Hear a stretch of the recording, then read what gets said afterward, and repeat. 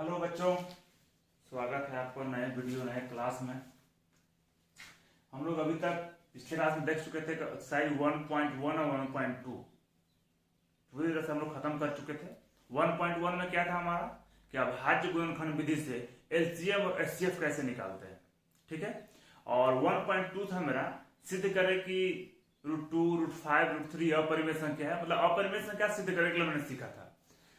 तो आप लोग उम्मीद करते हैं रिवीजन कर रहे होंगे और समझ भी आ रहा होगा। और आगे हम पढ़ाई करते हैं बहुपद चैप्टर नंबर 2 है बहुपद पॉलिनोमियल्स। तो एक्सरसाइज शुरू करने से पहले कुछ बेसिक कॉन्सेप्ट, ठीक है, जो जानना बहुत ही जरूरी है पॉलिनोमियल्स के लिए। क्या है वो बेसिक कॉन्सेप्ट?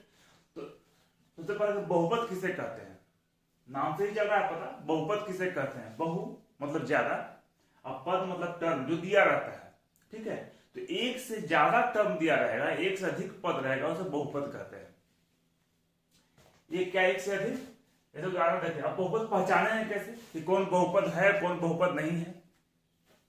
तो बहुपद का खासियत है कि बहुपद का जो पावर होगा, जो घात होगा, उसको हम लोग माइनस में या फ्रैक्शन में नहीं लिख सकते हैं। जब भी होगा तो एक होल नंबर होगा। जैसे मान लिया x² + x + 6, ये हमारा बहुपद कहलाएगा, ये सही है। देखिए इसी को अगर हम चेंज करके ये लिख दें x⁻² + x + 6, तो ये बहुपद नहीं कहलाएगा।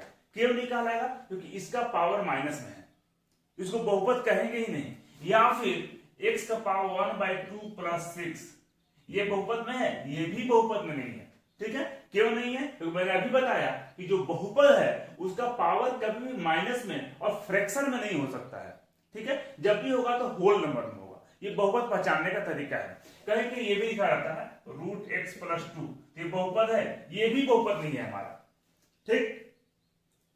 क्यों बहुपद नहीं है? क्योंकि अगर √x है, इसको हम लिखेंगे तो x का पावर 1/2 लिख सकते हैं, ठीक है। और जैसे ही पावर फ्रैक्शन में आएगा ये बहुपद नहीं कहलाएगा, ठीक है।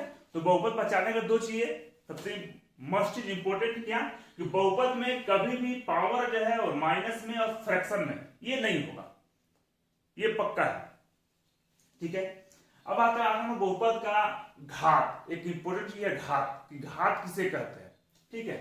तो बहुपद का घात, बहुपद का सबसे मैक्सिमम पावर जो होगा, सबसे अधिकतम पावर जो होगा, उसी को हम लोग बहुपद का घात कहेंगे।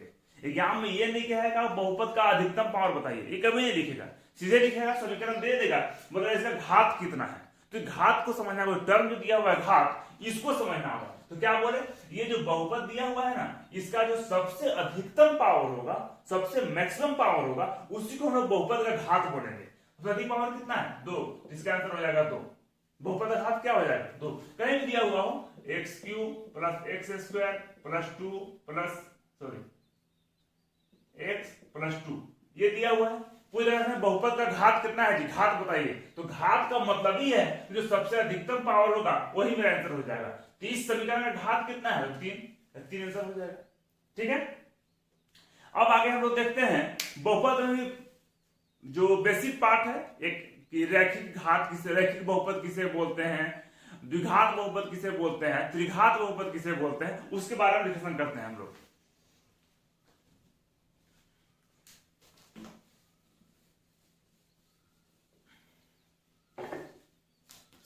पहला आता है रैखिक बहुपद। क्या आता है? रैखिक बहुपद। रैखिक बहुपद किसे बोलते हैं? वैसा बहुपद जिसमें अधिकतम पावर 1 हो, उसी को बोलेंगे रैखिक बहुपद, ठीक है। क्या बोलेंगे? वैसा बहुपद जिसमें अधिकतम पावर 1 हो, उसी को बोलेंगे रैखिक बहुपद। जैसे देख लीजिए x, ये कहलाएगा रैखिक बहुपद। x + 2 लिखा हुआ है, ये कहलाएगा रैखिक बहुपद। क्यों? इसका सबसे पावर कितना है? 1। 1 को छोड़कर और कोई पावर होगा, उसको हम लोग क्या कहेंगे वो देखेंगे बाद में। लेकिन अगर 1 को छोड़कर कोई और पावर होगा बहुपद में अधिकतम पावर, तो मेरा रैखिक बहुपद तो नहीं कहलाएगा, ये श्योर शॉर्ट है, ठीक है। किसे बोलेंगे? वैसा बहुपद जिसमें अधिकतम पावर 1 हो, उसको बोलेंगे रैखिक बहुपद। द्विघात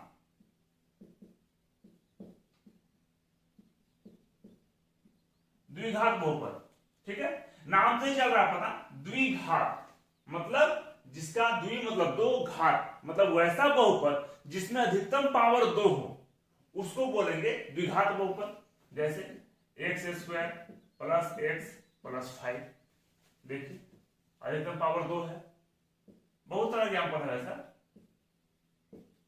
x² प्लस 2 ये भी द्विघात बहुपद है, अधिकतम पावर 2 है। द्विघात पकड़ने का तरीका ही है, जहां हमको अधिकतम पावर 2 दिख गया वो द्विघात कहलाएगा। ठीक है, दो को छोड़ और कोई ऐसा पावर दिख रहा है 3 4 5 6, वो द्विघात नहीं कहलाएगा। ठीक है, आगे है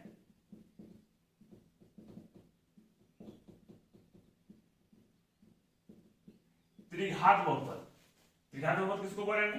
बस सेम चीज, त्रि मतलब 3, घात मतलब पावर, वैसा बहुपद जिसमें अधिकतम पावर 3 हो उसको बोलेंगे त्रिघात बहुपद। ठीक है, यहां पर बहुत सारा है, x³ plus x² plus x plus 1 त्रिघात बहुपद है, अधिकतम पावर इसका 3 है। ठीक है, मेरे ख्याल से ये तीनों को समझने में कोई दिक्कत नहीं होना चाहिए। फिर ब्रीफ करते हैं शॉर्ट में। रैखिक बहुपद किसे बोलते हैं? वैसा बहुपद जिसमें अधिकतम पावर 1 हो। ठीक है, रैखिक बहुपद कहलाएगा। दूसरा द्विघात बहुपद, वैसा बहुपद जिसमें अधिकतम पावर 2 हो, उसे बोलेंगे द्विघात बहुपद। और त्रिघात बहुपद, वैसा बहुपद जिसमें अधिकतम पावर 3 हो। ठीक है, उसे बोलेंगे त्रिघात बहुपद। ऐसा अगर होता जाएगा, 4 घात वाला होगा तो मैक्सिमम पावर 4 होगा, 5 घात वाला होगा तो उसमें पावर 5 होगा, ये चलते जाएगा। ठीक है, ये हो गया मेरा बहुपद का टाइप, जो जनरली हम लोग बुक में पढ़ते हैं। ठीक है, अब हम लोग इसका चैप्टर देखते हैं 2.1 में कि शून्य कैसे निकालते हैं, शून्यकों की संख्या कैसे निकालते हैं। ठीक है, तो है 2.1 देखते हैं हम लोग। हाँ, तो चलो एक्सरसाइज 2.1 शुरू करते हैं। एक्सरसाइज 2.1 में हम लोग को निकालना है शून्यकों की संख्या कैसे निकालते हैं। ठीक है, तो शून्यकों की संख्या निकालने के लिए एकदम ही आसान तरीका है, और ध्यान क्या देना है, सिर्फ ये ध्यान देना है कि जो मेरा ग्राफ दिया रहेगा वो ग्राफ जो है एक्स अक्ष को कितनी बार काटता है, बस क्या ध्यान देना है। वाई अक्ष से कोई मतलब नहीं है। शून्यकों की संख्या निकालने के लिए हम लोगों को वाई अक्ष पर ध्यान नहीं देना है कि ग्राफ वाई अक्ष को कितनी बार काट रहा है। ध्यान ये देना है कि जो ग्राफ दिया हुआ है वो एक्स अक्ष को कितनी बार काट रहा है। ठीक है, देखते हैं। दिया हुआ है, देखिए ये एक्स अक्ष हो गया, ये वाई अक्ष हो गया, ये ग्राफ दिया हुआ है। ग्राफ दिया है सब जगह ना, बस यही ध्यान देना है कि कितनी बार काट रहा है। देखिए, देखते हैं। देखिए ये वाई अक्ष, ये जो ग्राफ दिया हुआ है ये केवल वाई अक्ष को काट रहा है, इसका एक्स अक्ष से कोई मतलब नहीं है। तो इसमें शून्यकों की संख्या कितना हो जाएगा? 0, क्योंकि ये तो एक्स अक्ष काट ही नहीं रहा है। आगे देखते हैं। देखिए सेकंड नंबर क्वेश्चन क्या है, ये जो ग्राफ दिया हुआ है ये एक्स अक्ष को कितनी बार काट रहा है। देखिए ये जहां पर वाई अक्ष काट रहा है, क्या बोले, वाई अक्ष पर ध्यान ही नहीं देना है, केवल ध्यान देना है एक्स अक्ष पर। ये देखिए यहां पर एक जगह काटा तो कितना हो गया, शून्यकों की संख्या है इसमें 1। उसी तरह से थर्ड नंबर क्वेश्चन क्या है कि ये जो ग्राफ दिया हुआ है ये एक्स अक्ष को कितनी बार काटता है। देखिए एक यहां, एक यहां और एक यहां, कितनी बार हो गया, 1 2 3, 3 बार। तो इस प्रश्न में शून्यकों की संख्या हो गया 3।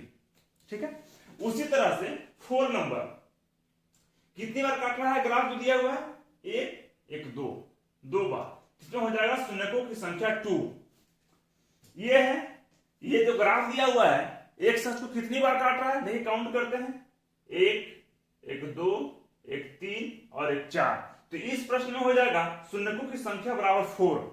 ठीक है, नेक्स्ट आते हैं 6 नंबर, इसमें कितनी बार ग्राफ काट रहा है, तो देखिए एक यहां टच किया 2 और एक यहां टच किया 3, तो इस शून्यकों की संख्या हो जाएगा 3। ठीक है, ये मेरा 2.1 कंप्लीट हो गया। सिंपल भाषा में शून्यकों की संख्या निकालने के लिए ध्यान देना है क्या कि जो ग्राफ दिया हुआ है वो एक्स अक्ष को कितनी बार काट रहा है, मुझे वाई अक्ष पर ध्यान ही नहीं देना है।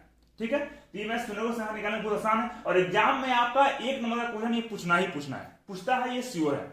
ठीक है, और है भी बहुत आसान, ध्यान दीजिएगा।